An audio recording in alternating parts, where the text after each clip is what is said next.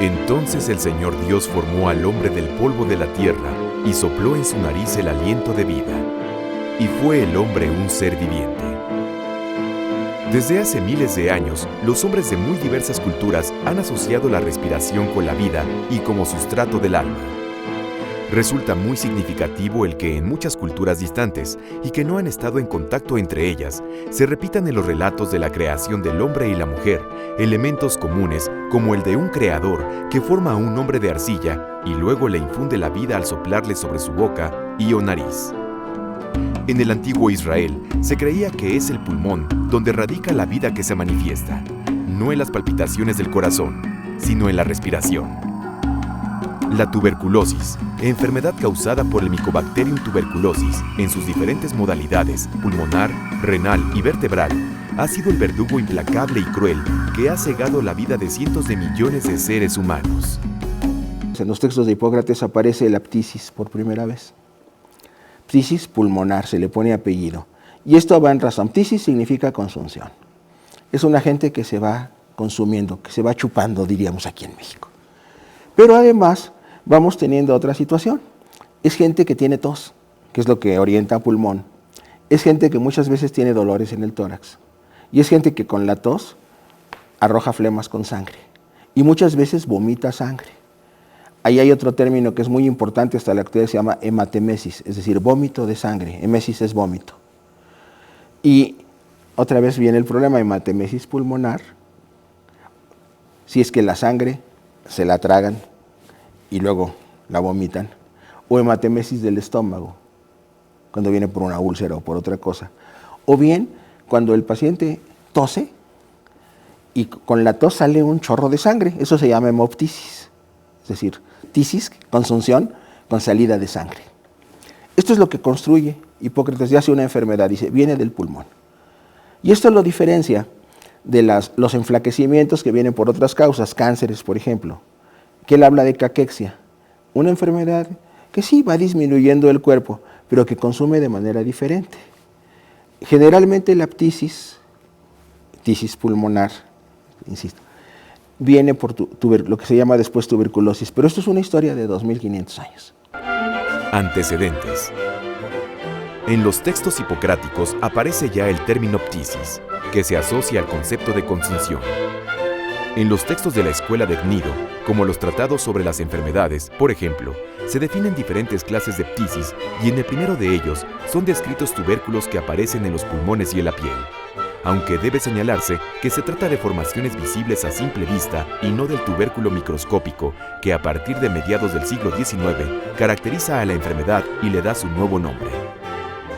En el texto hipocrático de las afecciones internas, se hace referencia a las uñas conocidas como en vidrio de reloj y los dedos en palillo de tambor, que son propios de la hipertensión pulmonar y son frecuentes en muchos casos de tuberculosis pulmonar crónica. También se mencionan cuadros clínicos de afecciones agudas que pudieran corresponder a tuberculosis pulmonar. 5 siglos después, en su tratado de las definiciones médicas, Galeno señala que la expectoración con sangre y la hemoptisis se deben a que la ptisis se asocia con gelcos, es decir, con ulceraciones en el pulmón. En el siglo X, Avicena señaló el carácter contagioso de la ptisis, y 8 siglos más tarde, Morgagni identificó plenamente la relación de ptisis con lesiones ulcerosas y cavernosas en los pulmones. Las enfermedades del aparato respiratorio en la época prehispánica. Yendo de camino entre las dos sierras, del volcán y la Sierra Nevada, todos los pajes de dicho Quetzalcóatl, que eran enanos y corcovados, se le murieron de frío dentro de las dichas dos sierras. En el México prehispánico, se conocieron ciertas enfermedades del tórax que causaban dolor y postración a los enfermos. Los ticitl, o médicos prehispánicos, herederos de un gran saber médico, diagnosticaban y trataban la molesta tos y dolor del pecho, pero en particular diagnosticaban el dolor de costado. De 1450 a 1454, la sequía y las heladas extemporáneas llevaron a los pueblos de Anáhuac a una crisis catastrófica de hambre y enfermedad. En el año 10 Conejo, 1450, las heladas causaron la pérdida de las cosechas y escasez de semillas para la siembra, y provocaron hambre y enfermedades que hicieron que pereciera la mayor parte de sus habitantes. En los textos médicos indígenas de fines del siglo XVI se habla de expectoración sanguinolenta, y los diccionarios consignan la palabra Tetzaucocolitztli, la cual traducen como tisis. Para curar esta enfermedad, utilizaban plantas medicinales como el tolohuaxihuitl, el tlatacótic y el tetlahuitl, que combinadas con piedras minerales y partes de animales, servían para preparar mágicas infusiones que calmaban los dolores de los enfermos. El tórax y sus enfermedades en la época virreinal. Los médicos españoles educados en las antiguas universidades cristianas continuaron en la Nueva España con la tradición médica antigua basada en las enseñanzas de Hipócrates, Galeno y autores árabes como Avicena y Racés, que señalaban que la causa de las enfermedades corporales residía en el exceso o deficiencia de los 4 humores que componían el cuerpo, a saber bilis negra, bilis amarilla, sangre y flegma. Respecto a las enfermedades de tórax y pulmones, los médicos durante el periodo colonial bosquejaron un complejo cuadro de patologías que aquejaban a los hombres que residían en el Nuevo Mundo. Un padre agustino y además médico, Agustín de Farfán, en su obra Tratado Breve de Anatomía y Cirugía y de algunas enfermedades que comúnmente suelen haber en esta Nueva España, caracterizó el dolor de costado como aquella que producía en el enfermo fiebre continua y aguda, dolor que punza, dificultad en la respiración y pulso duro al toque de los dedos. Muchas veces el malestar se acompañaba con tos e incluso con sangre. Respecto al tratamiento, el padre Agustino recomendaba como comida un buen caldo de gallina, dando de beber agua de arroz o de cebada, sin olvidar practicar las necesarias sangrías de las venas de los brazos. También al enfermo se le darían algunos lamedores que le ayudasen a escupir, o bien ofrecerle un té de ciruelas pasas o capulines pelados, con el fin de cocer el humor que el pulmón o bofe va recogiendo, y que luego el cuerpo expulsaba a través de las expectoraciones o escupitajos. De este modo, aseguraba el doctor Farfán, el enfermo de dolor de costado recobraba su salud. La tisiología en el siglo XIX mexicano. Durante la mayor parte del siglo XIX, se creyó que la tuberculosis era hereditaria. El término tisis podía referirse a tuberculosis, bronquitis, gangrena del pulmón o edema, enfisema o apoplejía, y se confundían cuadros cuyos síntomas son parecidos, como la pleuresía y la pulmonía, desconociéndose entonces la congestión pulmonar. El rápido aumento de la población, el hacinamiento, la mala alimentación, la falta de higiene en los hogares y en el trabajo, la pobreza y en general las pésimas condiciones de vida que acompañaron a la revolución industrial crearon un ambiente propicio para que la tuberculosis se convirtiera en la enfermedad del siglo XIX. La tuberculosis fue la causa de muerte de cerca de la mitad de las muertes de trabajadores y sus familias en las ciudades de Europa. En esos años, la muerte de los pobres era atribuida a la tuberculosis, también conocida como la peste blanca, enfermedad de la languidez y mal de amores. Como la enfermedad afectaba a personas jóvenes, delicadas, sensibles y habitualmente pobres, también se le dio el calificativo de la enfermedad romántica. La tuberculosis se llegó a exaltar a tal grado que se llegó a considerar a la sensibilidad tísica como el motor y fuente de inspiración de muchos músicos, poetas y literatos que enfermaron o murieron de tuberculosis en plena flor de la vida, entre ellos Molière, Becker, Kafka, Chopin, Paganini, Simón Bolívar, el pensador mexicano, y hasta el propio Laennec, inventor del estetoscopio y destacado estudioso de esta enfermedad. Quizá el personaje literario más famoso afectado por la tuberculosis fue Margarita Gautier, protagonista de su célebre novela La Dama de las Camelias de Alejandro Dumas hijo, tema inmortalizado también más tarde por Giuseppe Verdi en su ópera La Traviata. En la Escuela Nacional de Medicina, profesores como Manuel Carpio, Isidoro Olvera y Miguel Francisco Jiménez incorporaron las novedades de la escuela clínica francesa y enseñaban a los alumnos a utilizar el moderno estetoscopio para escuchar los ruidos respiratorios, los estertores y los cambios en la transmisión de la voz para distinguir las neumonías en sus diferentes etapas, una tisis pulmonar crónica de una tisis reciente, y detectar cavernas tuberculosas en el tejido pulmonar, así como derrames pleurales. El descubrimiento del Mycobacterium tuberculosis y su papel en la génesis de la tuberculosis, confirmado en 1882, tuvo gran repercusión en México. De inmediato el doctor Eduardo Lisiaga, en asociación con los doctores Manuel Carmona y Valle, Rafael Lavista, Francisco Chacón y el bacteriólogo Ángel Gaviño, estudiaron la tisis proponiendo el empleo de la tuberculina en casos recientes, así como de lupus y lepra, tratamiento que pronto abandonaron al no resultar efectivo, como ellos y Koch mismo habían pensado. La tuberculina quedó solo como una prueba de que la persona en quien se inyecta una pequeña dosis subcutánea ha tenido ya contacto con el bacilo de Koch. Al final del siglo, Daniel Vergara Lope anunciaba un novedoso tratamiento aeroterápico que aseguraba aliviaba enfermedades del tórax como el enfisema pulmonar, el asma, las bronquitis crónicas, la tuberculosis y las anemias. La neumología en el México del siglo XX. En los albores del siglo XX, 1908, el doctor Eduardo Lisiaga alertaba a la población y a sus colegas sobre la alta incidencia de la tisis en México, a pesar de la falsa creencia según la cual era rara en los climas de altitud. Frente a ello, él mismo realizó una cruzada contra la tuberculosis, dictando conferencias y realizando exposiciones gráficas. Al ser fundado en 1905 el Hospital General de México, se incluyó en él un pabellón para tuberculosos, mientras se podía construir un sanatorio especial para ellos. Hacia 1907, el jefe del pabellón de tuberculosos del Hospital General, el doctor Francisco Reyes, aplicaba dosis de rayos X a los tísicos con resultados infructuosos. En 1918 se inauguró con recursos muy modestos el primer dispensario antituberculoso en la calle de Tolsá número 48. Al final de ese periodo, los esfuerzos para combatir las enfermedades respiratorias tenían escasos resultados. El Hospital General de la Ciudad de México y los primeros pasos de la neumología. En el Hospital General de México se empiezan los primeros estudios ya formales para crear la especialidad en la neumología.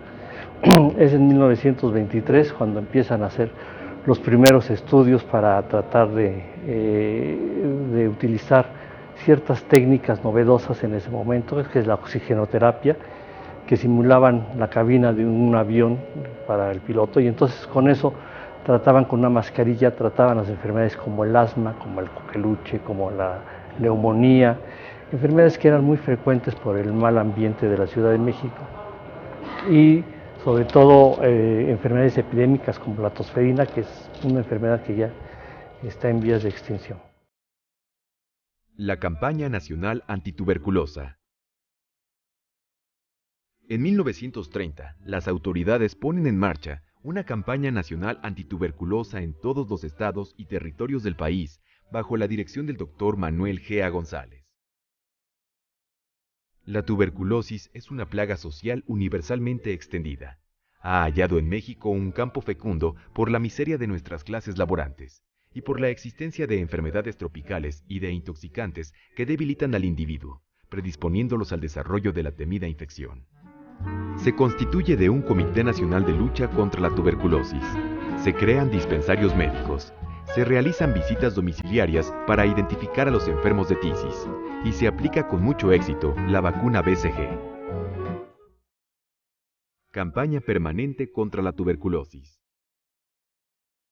En 1934 se inicia una campaña permanente contra la tuberculosis a nivel nacional.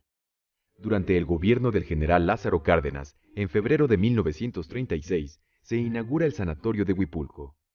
Las instalaciones cuentan con amplios y cómodos dormitorios, inundados de sol y aire que entra por los amplios ventanales donde descansan y se recuperan los enfermos de tisis.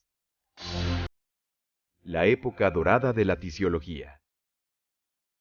Con la inauguración de Huipulco, se inicia la época dorada de la tisiología.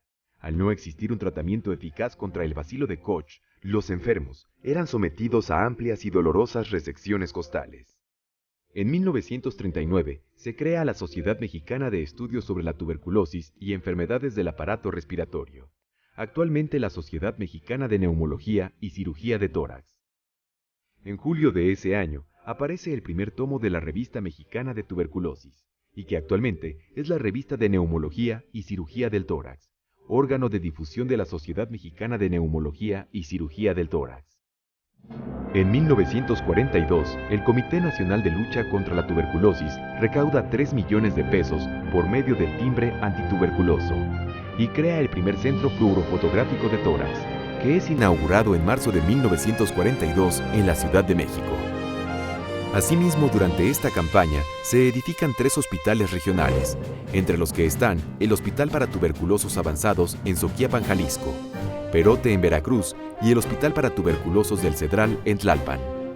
La vacunación antituberculosa del Comité Nacional tuvo mucho éxito en el campo y la ciudad. En los inicios de los 50, el gobierno federal emprende una nueva campaña contra la tisis, pues la mortalidad es aún elevada. Según estadísticas de 1941 a 1951, la tisis ha disminuido de 41 a 29 por cada 100.000 habitantes. Los inicios de la moderna neumología. La moderna neumología en México, de hecho, surgió antes que en el mundo.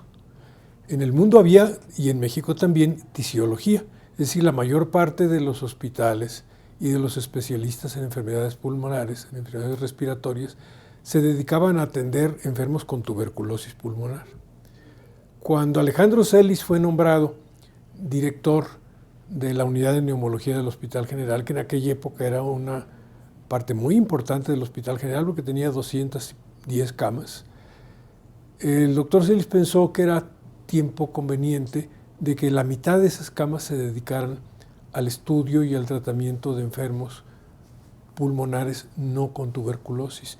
Y esto seguramente derivaba de la experiencia de ser neumólogo en un hospital general, porque el resto de los neumólogos eran tisiólogos porque trabajaban en hospitales que se dedicaban exclusivamente al tratamiento de la tuberculosis pulmonar.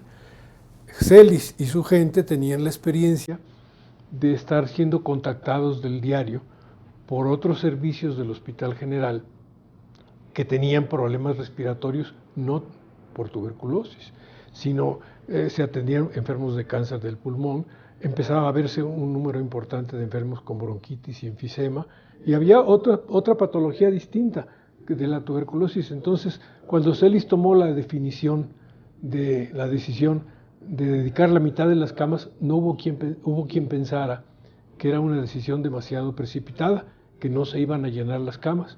La sorpresa fue que a las pocas semanas de estar dedicada 100 camas al tratamiento de enfermos pulmonares y pleurales no tuberculosos, enfermos torácicos en general, las camas se llenaron. Y entonces así nació la moderna neumología, de la tisiología a la neumología. La tuberculosis dejó de ser la única enfermedad relevante del aparato respiratorio ante el aumento notable del enfisema pulmonar y de las neoplasias, en especial el cáncer broncogénico. Con acciones muchas veces heroicas, los cánceres del aparato respiratorio fueron abordados quirúrgicamente. La primera resección pulmonar la hizo Julián González Méndez en el Hospital General en 1941 por abscesos múltiples gangrenosos, y poco después se comenzó a resecar tumores malignos. Los pioneros en esto fueron él mismo y Alejandro Celis, quien con Pacheco, Rivero, Cicero y varios más de sus discípulos establecieron una bien fundamentada escuela. Alejandro Celis estaba en Huipulco y deja la tisiología, la antigua tuberculosis, para atender problemas que tienen que ver con la diseminación de las enfermedades. Entonces empieza a estudiar los linfáticos, la angiografía, la angioneumografía, métodos de contraste para opacificar estructuras y poder ser útiles al diagnóstico. Estudia las venas, las arterias, los linfáticos del tórax. Entonces así puede uno entender cómo se diseminan los tumores del tórax o cómo llegan los tumores al tórax de órganos lejanos, de hígado, de próstata, de colon, y cómo el pulmón se convierte en un filtro. Entonces de ahí se desprende la neumología moderna y se empiezan a estudiar la bronquitis crónica, el enfisema y toda la patología que hoy es la primera causa de mortalidad en muchos estados, las neumonías, las infecciones respiratorias agudas, y se empieza a diversificar la patología respiratoria. Esto condujo a que poco a poco se concediera más importancia a estas, de modo que el Hospital de Huipulco fue convertido en el Instituto Nacional de Enfermedades Respiratorias en 1982. Eulo Lupi y Gustavo Sánchez Torres lograron evaluar de manera precisa la hipertensión pulmonar de acuerdo con índices radiológicos en el Instituto Nacional de Cardiología. Y más recientemente, Moisés Selman ha investigado la lisis de la colágena pulmonar y su papel en la producción de fibrosis, es decir, en el cuadro conocido como enfisema pulmonar. El primer trasplante pulmonar se hizo en el Instituto Nacional de Enfermedades Respiratorias. Lo hizo el doctor Jaime Villalba y el equipo que él tiene de varios cirujanos. Esto no es labor de un solo cirujano, sino de un grupo. Y sin embargo, ha habido otros trasplantes de pulmón en México, en el mismo INER y en el Seguro Social y en otros lados. Sin embargo, no ha tenido el desarrollo, ya dado que es un complejo grupo el que debe de participar. En México, la cultura de la donación y por lo tanto el trasplante no ha crecido lo que necesitamos. Lo que es cierto es que el trasplante de córnea, trasplante de riñón y ahorita el de hígado y el trasplante de médula ósea, el trasplante de piel, finalmente también la transfusión sanguínea es un trasplante pero de un tejido, ha crecido de manera muy acelerada. Pero uno de los aspectos esenciales es continuar en los aspectos preventivos, educativos. No les va a dar enfisema, esa es una de las enfermedades esenciales que hay con el tabaco, el enfisema pulmonar obstructivo difuso. También se piensa, por eso el estudio que se hace en fibrosis pulmonar, que en algunos casos se llega a la fibrosis pulmonar. Todavía no está totalmente probado, ¿verdad? Porque hay también en el enfisema una parte de fibrosis pulmonar. Pero sería lo esencial estos aspectos. Así, o sea, se supone que para el 2020, en todas las facultades y escuelas de medicina se hablará en contra del tabaco. Se ilustrará a los chicos y en las preparatorias se hará lo mismo. O sea, el aspecto educativo. Otro de los aspectos fundamentales es lo que se ha avanzado, que no se pueda fumar en los lugares cerrados porque el tabaquismo pasivo genera todas las enfermedades, que son 25 más o menos las que genera el tabaco, alteraciones cardiovasculares, cerebrovasculares y las broncopulmonares. La búsqueda de un futuro en el que se controle nuevamente a la tuberculosis que regresa con bacilos multiresistentes a los antibióticos, los enfisemas y fibrosis pulmonares y las neoplasias es promisoria, aunque se encuentra llena de dificultades y retos por resolver.